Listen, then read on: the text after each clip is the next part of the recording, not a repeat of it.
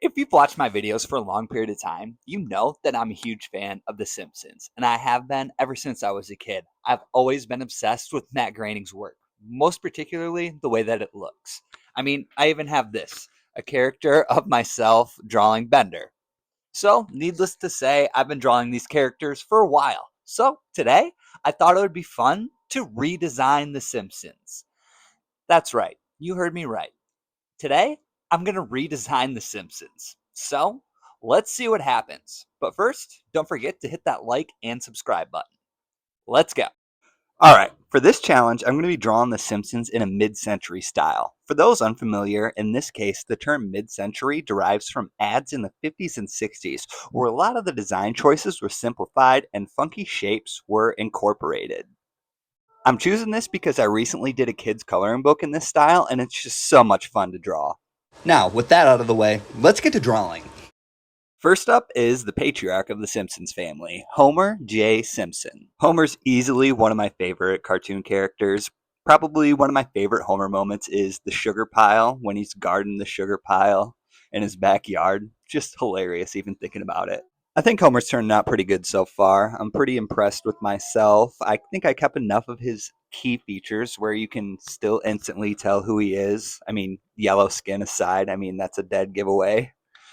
And for a backdrop in these, I thought it'd be fun to incorporate some of those funky shapes we were talking about earlier. And there's the finished picture. Comment below your thoughts. I think it turned out pretty good. All right, on to the next character, Lisa. One of my favorite Lisa moments is the Treehouse of Horror segment where she's got that little canister of people that are constantly evolving. I think about that all the time. I don't know why.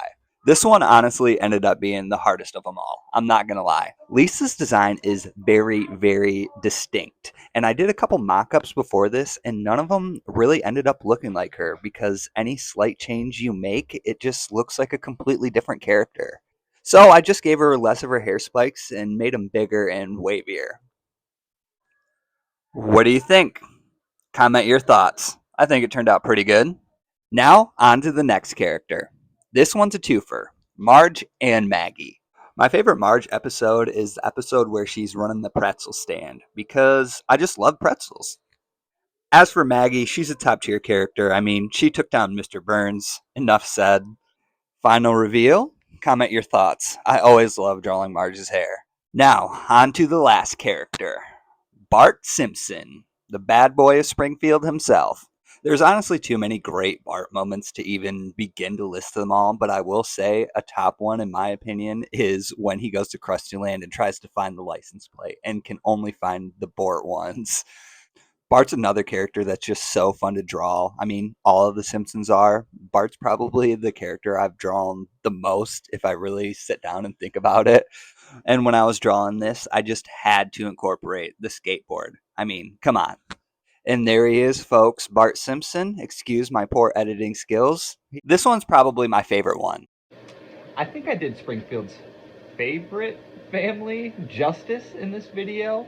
Comment below if you agree or disagree, and what kind of cartoons you want to see drawn in a different style next. I really appreciate those of you who stuck around to the end of this video, and as a little reward to you, here is a bonus picture to play you out. Thanks again.